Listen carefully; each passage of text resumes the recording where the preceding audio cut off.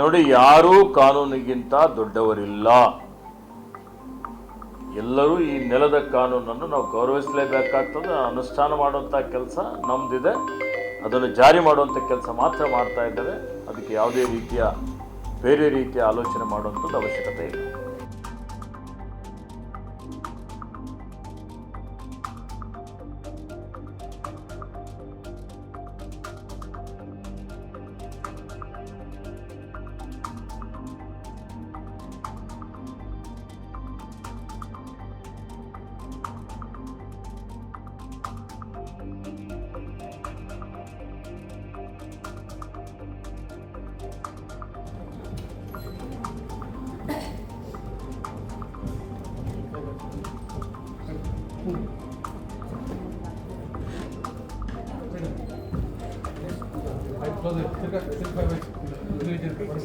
There's a major setback for Bigg Boss Kannada Season 12.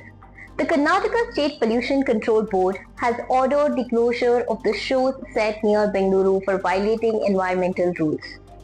The KSPCB has directed Bell Studio and Entertainment Limited, which runs Jollywood Studios and Adventures in Bidadi, to stop all operations immediately. Officials say untreated wastewater from the site was being released outside the premises, causing environmental damage. Though the studio claimed to have a sewage treatment plant, inspectors found it idle and not connected properly.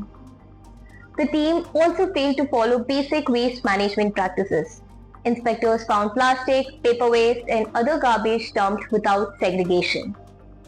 2 large diesel generators were also found on site, raising further pollution concerns. The Pollution Control Board took the decision on September 16th and asked the district administration to seize the unit. Pescom has also been told to disconnect the power supply. Bell Studios and Entertainment ಸ್ಟುಡಿಯೋಗೆ ಈ ಹಿಂದೆ ರಾಮನಗರ ಪ್ರಾದೇಶಿಕ ಕಚೇರಿ ಅಧಿಕಾರಿಗಳು March 2024ಕ್ಕೆ ಒಂದು ನೋಟಿಸನ್ನು ಕೊಡ್ತಾರೆ. ಅಲ್ಲಿ ಪರಿಶೀಲನೆ ಮಾಡ್ತಾರೆ.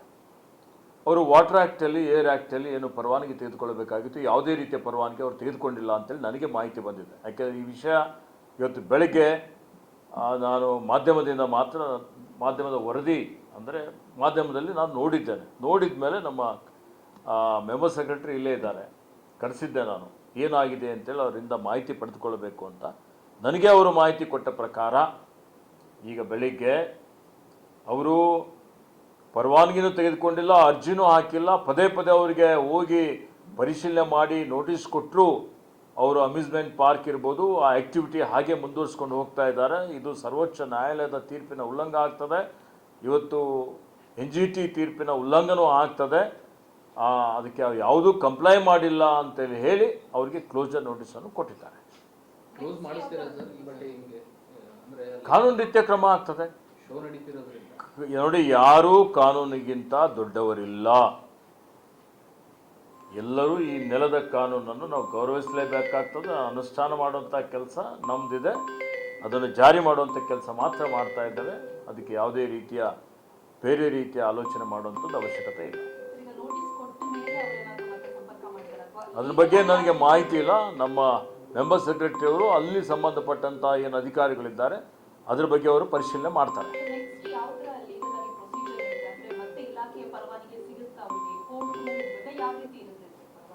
ನೋಡಿ, ಕೋರ್ಟ್ಗೆ ಹೋಗಲಿಕ್ಕೆ ಎಲ್ಲರಿಗೂ ಮುಕ್ತವಾದಂಥ ಅವಕಾಶ ಇದೆ ಅಲ್ವಾ? ಕಾನೂನು ರೀತಿ ಅವ್ರು ಏನು ಅಪೀಲ್ ಮಾಡಬೇಕಾಗಿದೆ ಅವ್ರು ಅಪೀಲ್ ಮಾಡಿಕೊಳ್ಳಿ.